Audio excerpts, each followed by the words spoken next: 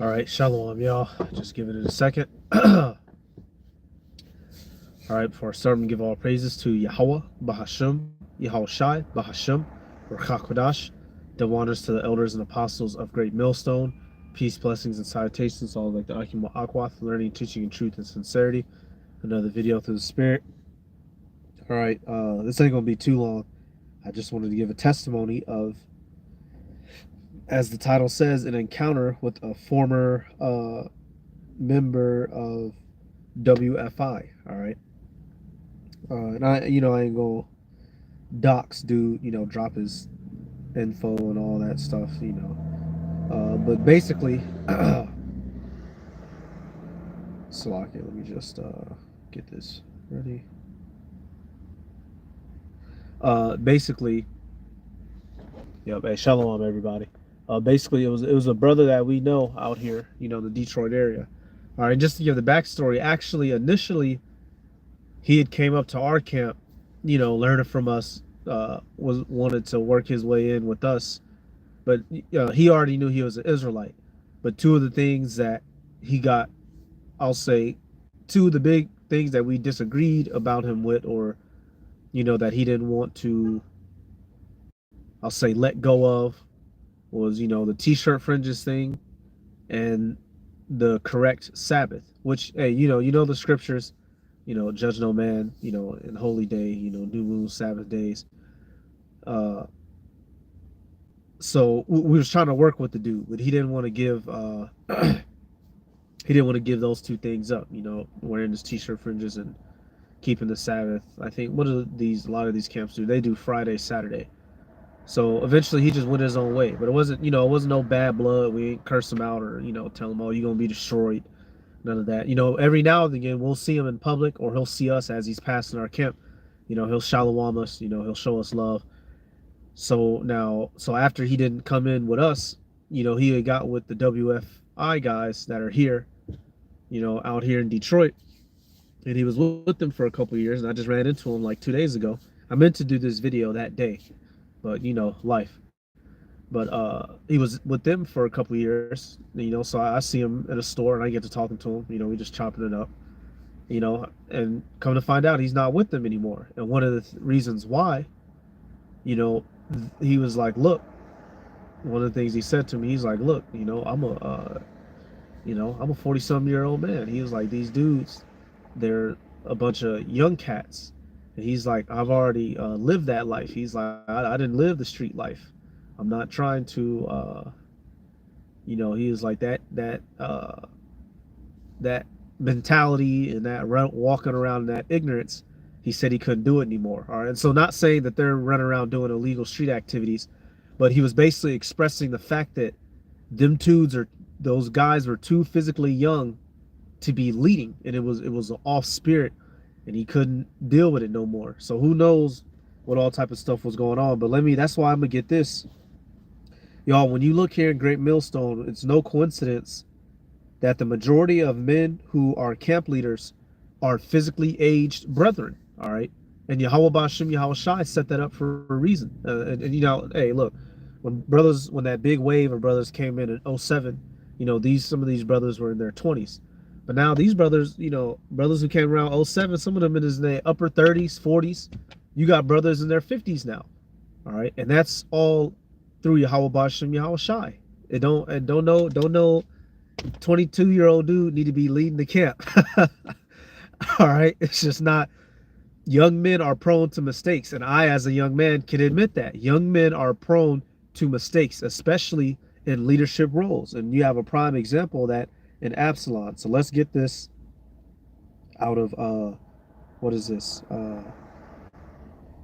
This is going to be Titus.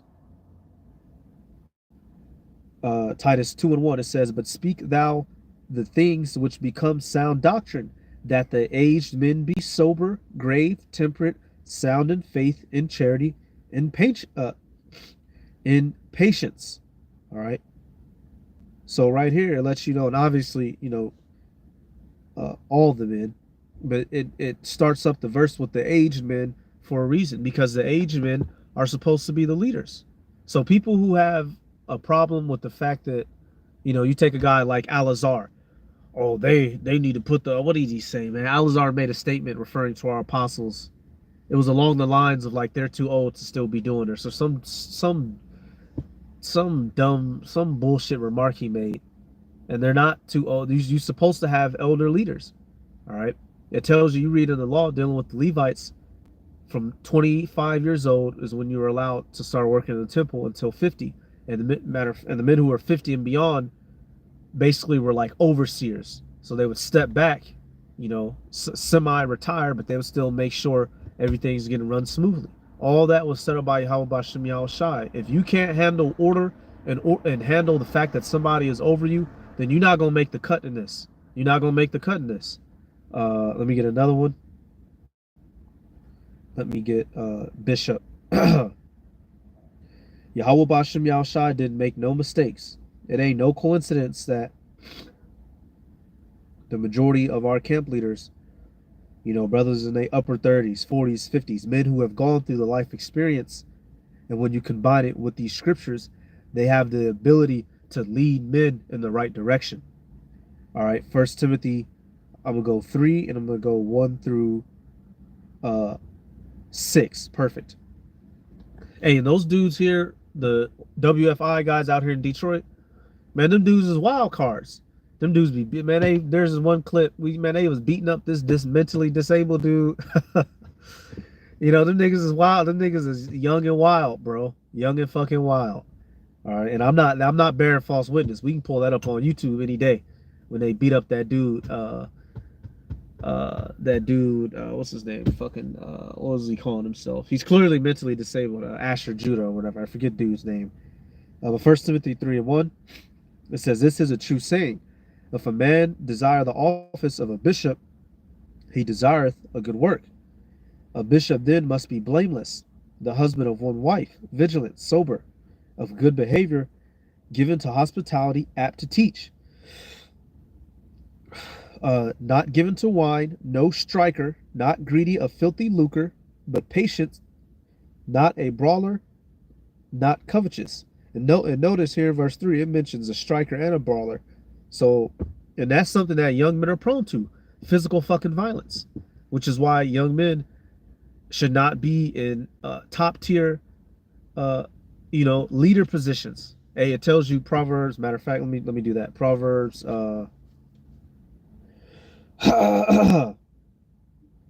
Glory. There's a reason why Yahweh Bashem Yahweh Shai has set up the aged men. Proverbs 20 and 29.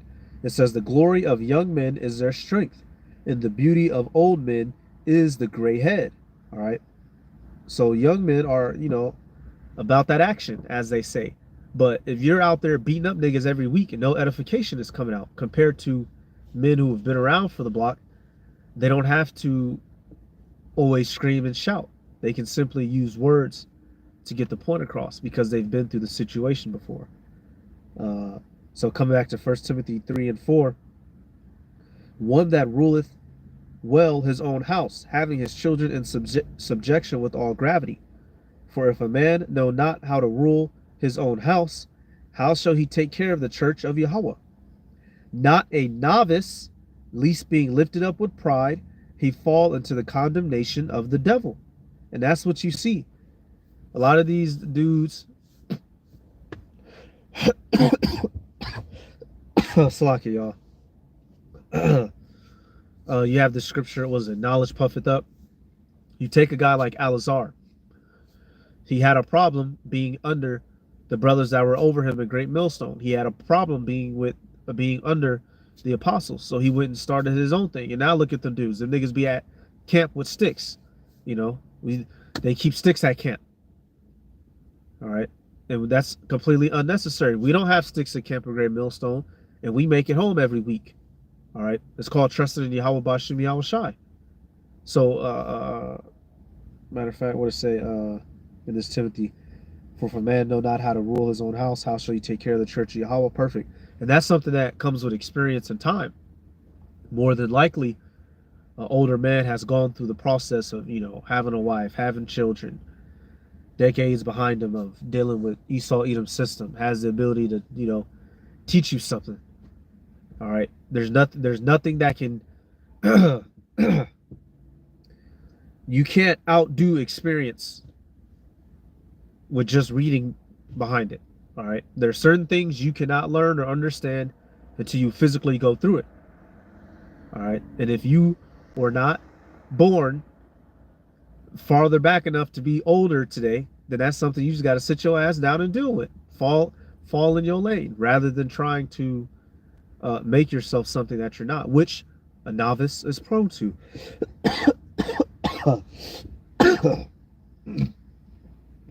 Slack it, y'all. Still a little bit sick. Now let me get this out of the law.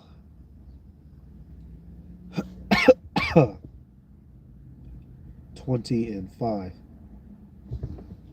You see. All right, Salakia. Hey, shalom, everybody. Shalom. Um, that's Numbers. Numbers 8.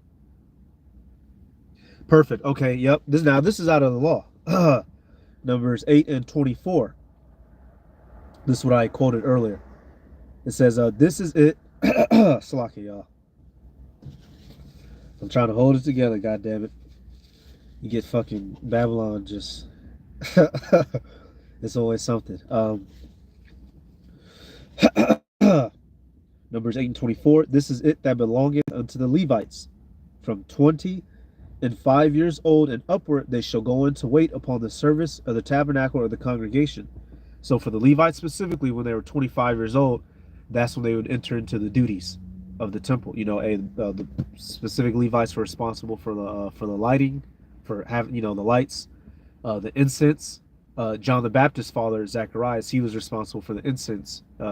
If you read in the first chapter of Luke, if I remember correctly, those who deal with the sacrifices, who deal with the burning of the flesh, and peace offerings, meat offerings, right, sin offerings. And then you have the high priest, right, the direct, of the direct line of Aaron. They dealt with going into the holies of holies once a year. So you didn't take up that mantle until you were 25. And then what? Numbers 8 and 25. And from the age of 50 years, they shall cease waiting upon the service thereof, and shall serve no more, but shall minister with their brethren in the tabernacle of the congregation, to keep the charge, and shall do no service. Thou shalt do unto the Levites, thus shalt thou do unto the Levites touching their charge. So after those Levites would hit 50, they would fall back and take counselor role, making sure, hey, no, brother, you got to make sure you use this specific type of incense, otherwise the Lord will strike you down. Hey, no, brother, don't. There was a specific, I forget the term for it, but there was a particular fire that had to stay lit all year round. You could imagine just the older Levitical priest directed shit, making sure shit was smooth. Hey, no, brother, don't bring that in here. That'll make you unclean. You get struck the fuck down, right? So in today's time, you have our elders and apostles that are over us, that are keeping the ball rolling. All right. And the only difference now between this, they don't have to retire after 50, because the scriptures tell us now, preach the word, be in season, out of season, make your lives living sacrifice. So a faggot, scoffer, you can't use the scriptures. Oh, see, y'all ain't supposed to be teaching past 50. This is specific for the Levites. All right, this is just a general overlay. All right. Nevertheless, the young men you see here are still under the tutelage of these older men, and it's more so in this truth. All right. And then the dude, he told me, hey, he didn't go into any details with me, the former member over there, because I had asked him originally, why'd you leave? I thought it was something over the doctrine, like the mark or whatever.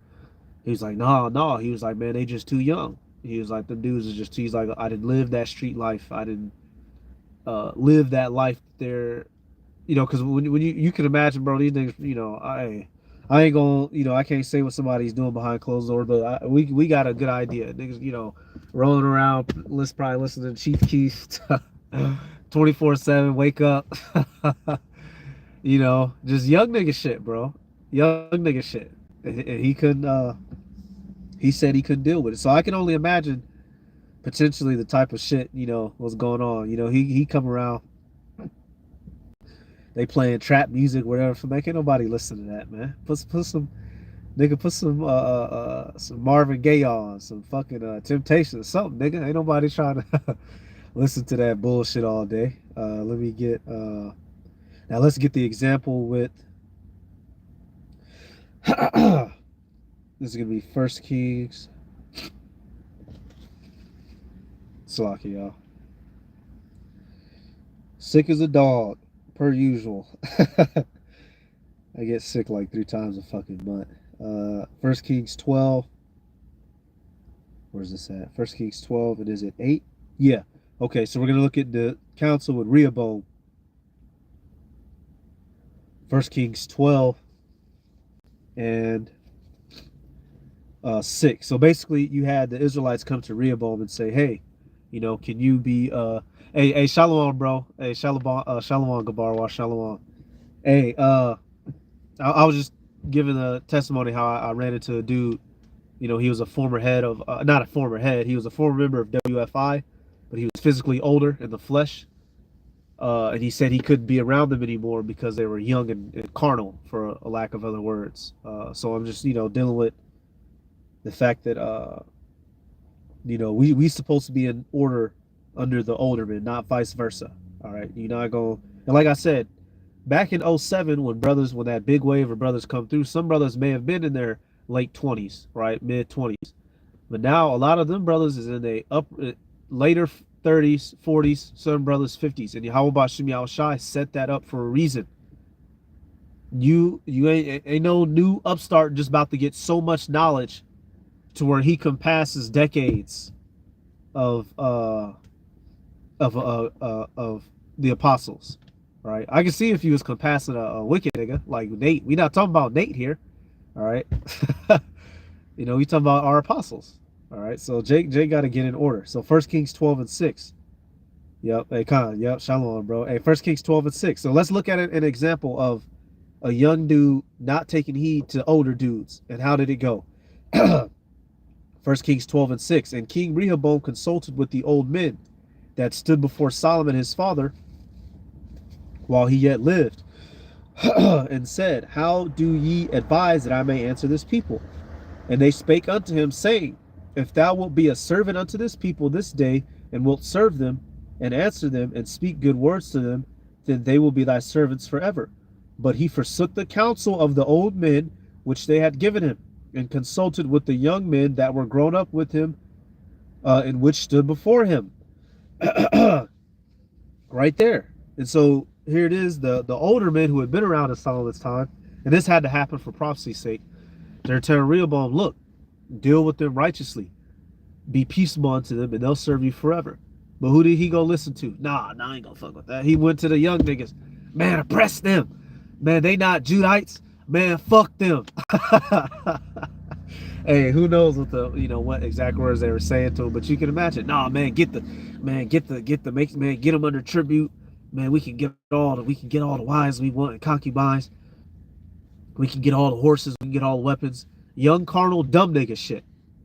And what happens shortly after? The split. That's where you get the two rivals, Rehoboam and Jeroboam.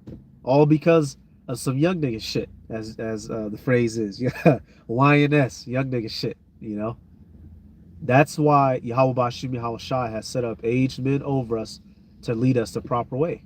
All right. And they were not always aged men. They were young men. And through the process of time, they became aged men.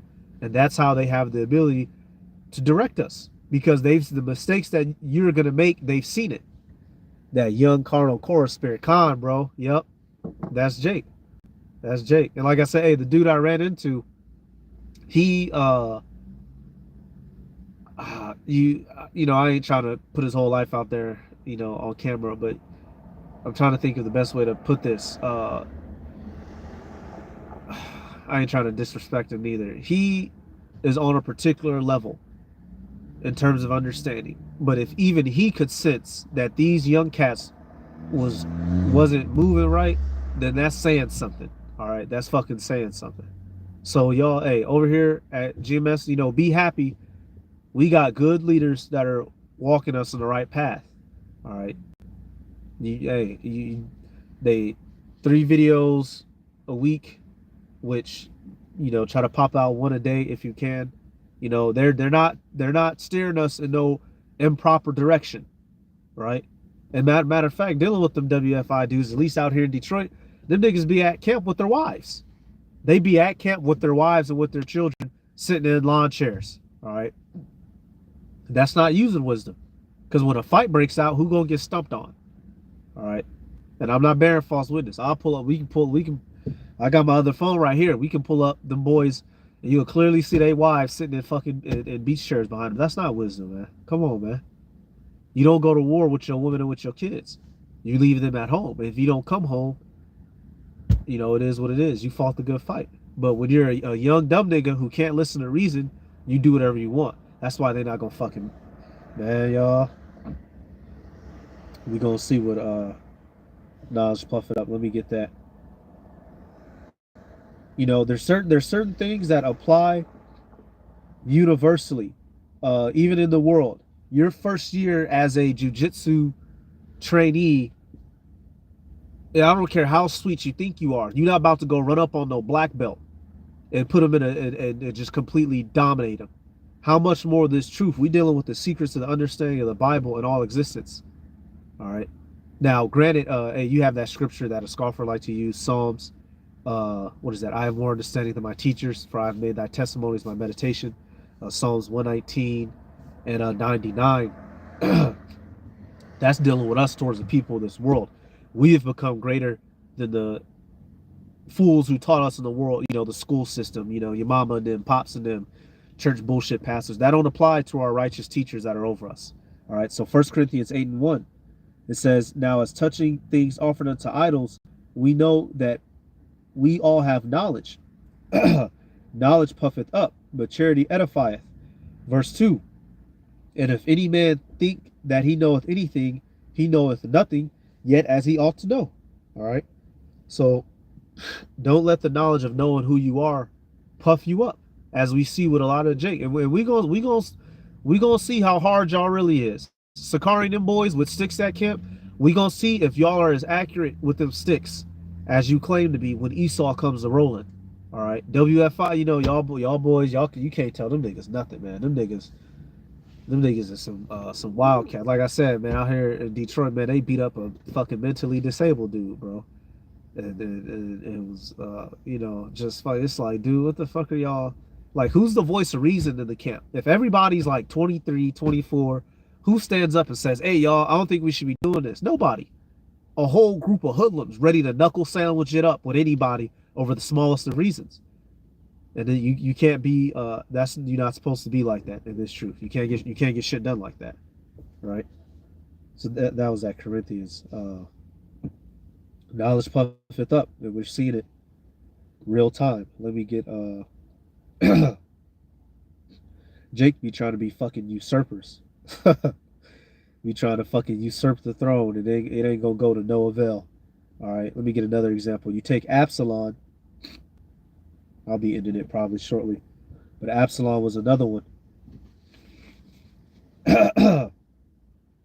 He went and started getting the love of the congregation on purpose, behind his father's back, getting the approval of people. Let me see. 25. Let me see. First, that's another thing too. Some of those other camps with these young cats, they don't have as strict rules in terms of structure. So that lures niggas in, rather than over here, 3 videos a week, potentially 1 a day, showing up to camp. You got to handle your business in the world. Man, niggas ain't trying to have all the restrictions on them. Niggas trying to drink 4 Loco, a 40 ounce, and call it a day.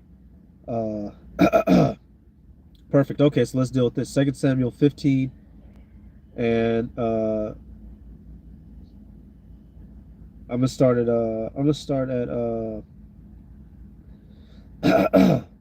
3. 2 Samuel 15:3. And Absalom said unto him, see, Thy matters are good and right, but there is no man deputed of the king to hear thee. Absalom said moreover, Oh, that I were made judge in the land, that every man which hath any suit or cause might come unto me, and I would do him justice. And it was so, Salaki, y'all, under the weather, that when any man came nigh to him to do him obeisance, he put forth his hand and took him and kissed him. And on this manner did Absalom to all Israel that came to the king for judgment. So Absalom stole the hearts of the men of Israel. So that's what you see with a lot of these dudes. A lot of these upstarts who have become magical camp leaders overnight, get all types of views now, making rap videos. These niggas ran in the way. Oh, you don't gotta do you don't gotta do 3 videos a week over here with us. Come on. Oh, the mark is spiritual. Don't listen to them. Man, them old niggas crazy. Oh no. Don't listen to that rape doctrine, Deuteronomy 22. Man, they tripping. That's what these jakes is doing. They're running in the way, luring Jake in with the shit that sounds sweeter. This is what Absalom was doing literally when Israelites were going up on their way to King David to have a matter solved. Absalom was posted in the gate of the way. What did he say? He said, what did he say? Verse 4. Oh, that I were made judge in the land. This nigga was up there putting on an act. Oh, that I was made judge in the land. Oh, I would take care of all your a usurper. All right, and usurpers get destroyed. Trying to lay hold to the claim unrighteously is a death sentence. And you about to see that out here. So these young cats who didn't want to come in under order, you wouldn't be leads of your own camps now. Hey, well, since we speaking about WFI, look at that guy fucking Naquan, bro. That nigga not mentally stable, man. That nigga, when he got hemmed up by the police, man, that nigga was acting like he ain't had no goddamn sense. Like they couldn't body his little 120-pound ass. Man, nigga, go to the side and talk with the police or shut down camp and leave. You're not about to hard body the police. There's 20 of them armed, and y'all out there with beach chairs and staffs. They will mow the entire camp down. But once again, when you're a novice lifted up with pride, like it says in Timothy, you willing to stand out there and try to act hard. And when you find your ass in the back of a slammer with your head swelled up like Martin when he got whooped up by hey, God. You out there yelling, give me Acts 5. While they lumping up your head like Martin when he sparred with Hitman Hearns, Tommy Hitman Hearns, right? That's when you maybe gonna have realized you should have just sat your ass down somewhere and fell in line. And a real soldier, niggas be talking about they so nigga, I'm a so yeah, okay. A real soldier has no problem taking orders. A soldier looks forward to his orders, nigga. And that's something that a lot of you bastard children, black kids don't know nothing about. Fucking order. Because there ain't no order in the hood. You fucking emotional ass niggas went your whole life disorderly. And the only thing is you happen to find out you was an Israelite. So you still rolling in that fucking mindset that your mama gave you. All right. You ain't progressed to being a masculine man of patience. All right. With understanding. You're still in you're still a man with the female effeminate emotional complex. Now you just simply know you a Israelite. All right, getting dragged off by the police. Give me Acts 5. Before they fucking put some holes in you, man. So hey, that's about it, y'all. Jake go learn. All right, Jake go learn. Remember, when Esau comes down with the hammer, he's gonna come headhunting for the leaders first. So you young dudes who didn't want to fall in line, you're gonna have to answer to Zaddy soon. Yep. Stuff starts with Con. Hey, you know what? I'm gonna get that real quick. I'm gonna get that. Aaron's staff butted. Yeah, that's a good one. That's a good one actually. Con, the water, bro. I'll end with this one. We gonna see whose staff buds. Yep. Cause you had all these niggas. Oh yeah, that's a good example, man. I don't know why I didn't. We gonna have to use that more. That's a good example. Okay, we're gonna go about like 1 through 8, number 17, 1 through 8, and then we'll close on this one. Hey, the water, bro. That's a good ass example. Yep. Jake about to get what they say down south. You gonna get your issue. Jake about to get their issue. Number 17 and 1. And Yahweh Bashem Yahushai spake unto Moses, saying, because this is after the 16th chapter. This is after Korah, uh, uh, uh, Dathan, Korah, and Abiram got swallowed up, and all the rebels that was with them. So the Heavenly Father had to come seal the deal behind that. So Numbers 17:1, and Yahweh Bashem Yahushai spake unto Moses, saying, speak unto the children of Israel, and take every one of them a rod, according to the house of their fathers, of all their princes, according to the house of their fathers, 12 rods. Write thou every man's name upon his rod. Self-explanatory. Verse 3, and thou shalt write Aaron's name upon the rod of Levi, for one rod shall be for the head of the house of their fathers, and thou shalt lay them up in the tabernacle of the congregation before the testimony, where I will meet with you. And it shall come to pass that the man's rod whom I shall choose shall blossom, and I will make to cease from me the murmurings of the children of Israel, whereby they murmur against you. And really, niggas still murmur. Salaki, y'all. Damn. Verse 6, and Moses spake unto the children of Israel, and every one of their princes gave him a rod apiece, for each prince one, according to their fathers' houses, even 12 rods, and the rod of Aaron was among their rods. And Moses laid up the rods before the Lord in the tabernacle of tabernacle of witness. And it came to pass that on the morrow Moses went into the tabernacle of witness, and behold, the rod of Aaron for the house of Levi was budded, and brought forth buds, and bloomed blossoms, and yielded almonds. And Moses brought out all the rods from before the Lord unto all the children of Israel, and they looked and took every man his rod.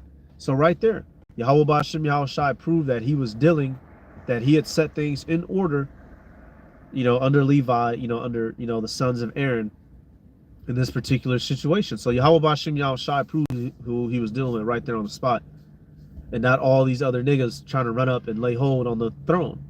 And we're about to see that real soon. We gonna see who survives Jacob's trouble. And what's that Kanye West song, Lost in the World? There's it's a sample from I believe from a fucking one of the Black Panther riots or whatever, but there's a phrase going on in the background. Who's gonna survive in America?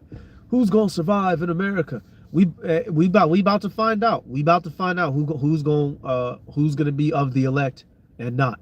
Who was doing things properly the way that Yahweh Bashem Yahushai wanted, and who was being a rebellious, hard-headed, stubborn, self-willed novice, lifted up with pride, at camp with sticks, bringing sticks to camp, doing rap videos, a Hebrew and a Hellcat, got your wives at camp, right? We're going to see who's doing this right. So, with that, I'm going to give all praises to Yahweh, Bahashem, Yahushai, Bahashem Rakakodash. Give honors to the elders and apostles of Great Millstone. Peace, blessings, and salutations to all the Akim Akwath, learning, teaching, and truth and sincerity. Shalom. Yeah. Hey, Shalom. Hey, the water, bro. Goodbye, water for that precept. Yeah. Shalom.